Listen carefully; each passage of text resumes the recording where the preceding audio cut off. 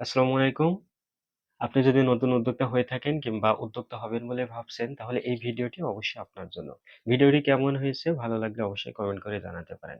যারা নতুন উদ্যোক্তা পথচলা শুরু করেন এমন অনেককেই দেখেছি কিছুদিন পরেই হাল ছেড়ে নিজেকে গুটিয়ে নিতে।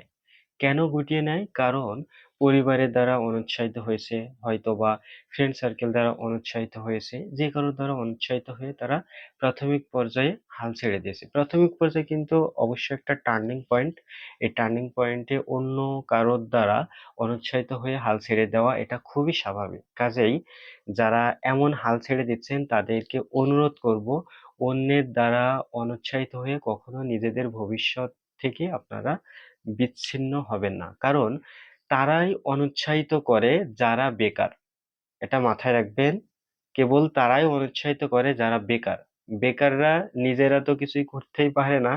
অন্যের ভালো কিছু দেখলে তারা ঈর্ষান্বিত হয়। কাজেই আপনাদের হাত জোড় করে অনুরোধ করব, আপনারা নিজেদেরকে কখনোই গুটিয়ে নেবেন না। যে যাই বলুক, আপনারা আপনাদের মতো কাজ চালিয়ে যাবেন। ইনশাআল্লাহ ধৈর্য রেখে পরিশ্রম করলে সফলতা একদিন আসবেই।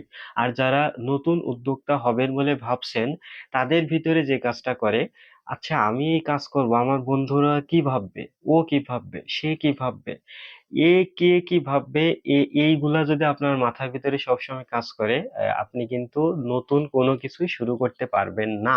কাজেই কে কি ভাববে, কে কি বলবে এদিক চিন্তা না করে আপনি আপনার গন্তব্য ঠিক রেখে আপনার গন্তব্য অনুযায়ী পরিশ্রম করুন, ধৈর্য ধরে কাজ করে যান, দেখবেন একদিন আপনি সফল হয়ে গেছেন।